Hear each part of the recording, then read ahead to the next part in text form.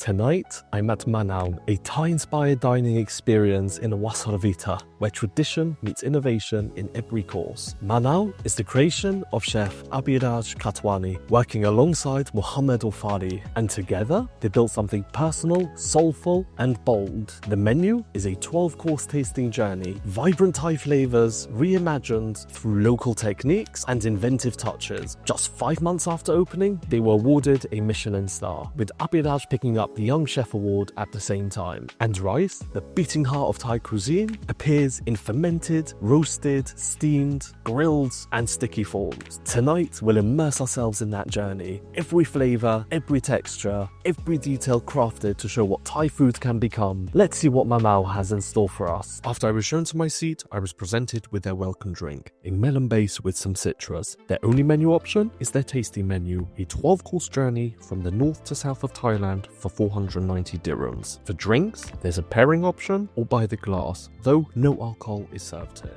That welcome drink's cool. It's interesting, like tickles your nose a little bit, but yeah, I like it. Flavor-wise, excellent. For your first course, what we've prepared is what we call the miang. What we've done here is that we've chopped the cabbage leaf from the exterior. Inside, you find a bit of sour relish, candied cashews, some red cherry tomatoes as well. And at the very top, you'll find some finger lime and a very thin slice of chili. What I will recommend is that we pick the entire thing with your fingers and have it all in one go. I love that introduction to the menu. Oh my god, straight in, no messing around. Lovely warming spice creeps off at the back of the palate. There's crunchiness, there's the texture, there's the citrus from the lime to help carbonated fruit. Love that. Perfect, bye. I have your chamomile mango kombucha. For your next course, what we prepare are the gelato oysters. We've also added a bit of orange chili and a passion fruit namjin. We've added some crispy fried shallots. What I will recommend is that we hold the shell with one hand, and then with your spoon you have everything in one go.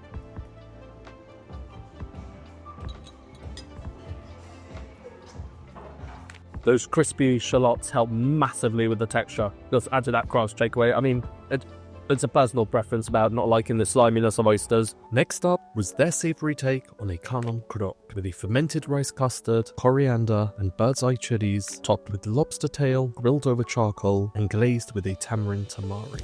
Okay, so I was in the middle of telling about the course, the vegetable next one. They're coming like one after the other. I've got to say, the namjim, I love the spice, the sweetness, sourness. Yo, as far as oyster dishes go, I didn't love it, but I didn't dislike it either. So it's like got a whole big thing under me, and it's got like some sort of flavor. It's gonna go everywhere, isn't it?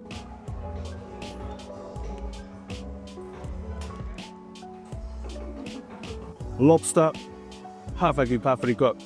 And the texture of this outer thing is like slightly chewy. It's got there's crispy elements inside. They've got there's the lobster on top, and then there's all the stuff inside. I'm just gonna do one bite. I have here your lychee with wild ginger.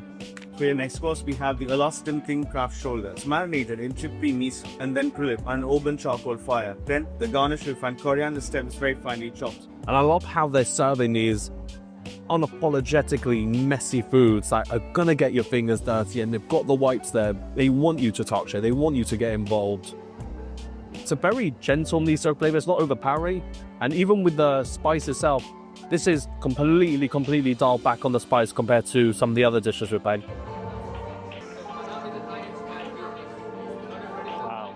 Another really well executed dish. The crab was followed by a pomelo salad. White and pink pomelo, smoked Omani shrimps, crushed roasted rice, peanuts, and candied cashews. Loads of elements to it. It's sweet, it's sour, it's tangy, it's nutty. And then there's all the different textures as well, from the pomelo, the shrimp, the crunchiness of the nuts, and there's little crunchy grains of rice in there as well. And there's a lovely herbaceousness that really brings it all together. Overall, gorgeous salad. And right at the end there as well, I'm getting those little pieces of the caramelized sugar from those cashews coming through, and they just add that little bit of sweetness to it. I love that they give you tissues as well, because they probably know your nose is going to start running, and it has. So now we're down with the third pairing of the evening, and it's called strawberry makwen. It's similar to Sichuan pears. This was paired with their roti, made using fermented sticky rice and grilled on one side, topped with coconut smoked short ribs, and finished with a kaffir lime relish. Okay, so a Thai taco. The beef itself is just completely melt in your mouth, poured apart, and the sweet sticky glaze on there is incredible. The caramelization is so perfect. I almost feel like I'm repeating myself all the time by saying things that are like sweet, tangy, and spicy, but they all are, but in their own different ways. There's different sweetness profiles, there's different levels of spice coming through, and the way it's all been layered is done, executed really, really well. So after that short rib dish, I could feel the chili sweat started to come on. That dish just keeps on giving. Now what we've prepared here for you is the lost Philippine crab in a yellow curry. So in flavor with a bit of Thai turmeric, some mandarin. Now what you're having is a leg. It's a much more meatier part of the crab, and then on the side right there you have a fermented rice cake that's with caramelized at the base. What I will recommend is that going for the crab meat with the curry by itself first, and then of course comes the best part where we break a fermented rice cake and we clean the plate from it. And then there's this rice cake. It's fluffy, it's slightly springy, almost looks like bread inside. Fantastic. That curry has so much depth and flavor to it. The turmeric, the spice, the mandarin. It's a really well balanced curry too. And that rice cake, the perfect vessel to mop up a curry with. For your next course, we've prepared for you the duck mochi. It's been stuffed inside with a bit of smoked duck, and the mochi has been filled on one side and steamed on the other. And on the side, you'll find a hot and sour broth with flavors of duck. I love it. That's no coloring. Just get in there with your fingers. And if you don't want to get your fingers dirty, they've got a banana leaf there so you can pick it up. You see underneath, it's kind of that steamed, and then on top, you got the char. Whoa. Inside, you can see it's just bits of shredded duck, and it's so juicy. I mean, this thing's just dripping all over the place. And the different textures from the two mochi skin wrappers, so you get that slight chewiness for the mouthfeel, you get the crispiness, the soft succulent duck. Flavor-wise, it's perfect. So you have here jackfruit bass, fermentation technique, originated in East Europe. And for the final main course, it wasn't the curry listed on my menu, but a new dish the chef was trialling and wanted me to try. It was built around santol or cotton fruit, a tropical Thai fruit, preserved and then grilled. Also in the curry were smoked chilies, cumin, coriander, with grilled beef on the base and some Thai basil. On the side, wrapped in a banana leaf, a rice package, made up of black rice, sticky rice and jasmine rice, all to be enjoyed together as a traditional rice and curry. That is excellent. And the beef is soft, it's succulent, it's just completely fall apart. But yeah, at the same time, the curry is not overpowering the beef at all. This fruit, I'm not too sure, because the texture to me is almost like very well cooked shiitake mushroom. It's got that firm bite, slight chew to it. There's a slight sourness, slight sweetness. The curries I've had in are so well layered. The progression of the flavors, so incredible. Just the edges of my lips are actually tingling beautifully. I'm in the right as well. I'm noticing some of the grains have a slightly chewier texture than other, and just helps play with that mouthfeel. So this is your first dessert for the evening. On the bottom, we have a reduced lava kombucha, topped with some finger lime and lime zest, or topped with some shell ice. That is so welcome after the menu today. It is sweet, tangy, refreshing. It's almost a remedy for your tongue after all that chili. This is a twist on a classic Mexican tapache, where they've substituted the pineapple for roasted barley, and they've added coffee. Straight on the nose, you get that coffee aroma. Very mildly sweet, slightly tangy, and then the coffee comes to the end. Coffee's not overpowering at all. Now on the side of your whole, you have rice skewer that we've made with sticky rice mochi, coated all around with a bit of desiccated coconuts, a bit of nuts and puffed rice, and then at the center of the bowl you have the ice cream flavored with roasted rice and coconut as well. The caramel that you see on top, it's actually a reduction of palm sugar along with coconut water.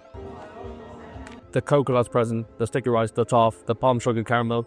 I just personally haven't really been able to identify or place what the flavor of the ice cream is. I know I've been told it's roasted rice. I haven't been able to work out what roasted rice tastes like. For the final dessert was a Thai take on a banoffee pie, a warm donut filled with a banana caramel ice cream, palm sugar caramel, and finished with some cashews. And for the final bite of today's menu, I'm not the biggest banana fan, but the banana was super soft, so it wasn't overpowering at all. The balance of the flavors were there. It's coffee time. The total for tonight, excluding all of the complimentary drinks, came to just under 500 dirhams. I've just finished up at Manao. The space is rustic and effortlessly charming. Low lighting, dark flooring, with lovely little knickknacks dotted throughout. It's even more impressive knowing they designed it themselves completely off Pinterest. The plain cutlery and ceramic style dishware tying perfectly perfectly with the aesthetic. And the open kitchen with the Josper grill blazing in the background really adds to the atmosphere. The staff are warm, friendly, and refreshingly casual. And the service matches that tone too. I did find myself refilling my own water glass on occasion. Everyone was a pleasure to talk to, and the whole vibe is laid back and easygoing. Personally, I found the music a touch too loud, but I can't fault the playlist. Classic hit after classic hit. Then there's the food. Textures, flavours and ingredients, some entirely new to me, were all executed really beautifully. Even the oyster dish. My top two dishes, the lobster, followed by the short rib taco. I really appreciated that they offered me seconds. By that point, I was just simply too full. This is really well executed Thai cuisine, full of refined technique and personal touches from the chef, who's incredibly humble and was a real pleasure to chat to. The pacing did feel slightly quick, with almost half the menu being served to me within the first 45 minutes of sitting down. But that all slowed down once I just asked them for a slight breather. The drinks pairing, in my opinion, is an absolute must. With the exception of the final drink, which just wasn't to my taste. I don't normally talk about price because value means something different to everyone. But a menu of this caliber, at this price point, is an absolute steal. And as always, thank you for watching. On to the next one. Goodbye.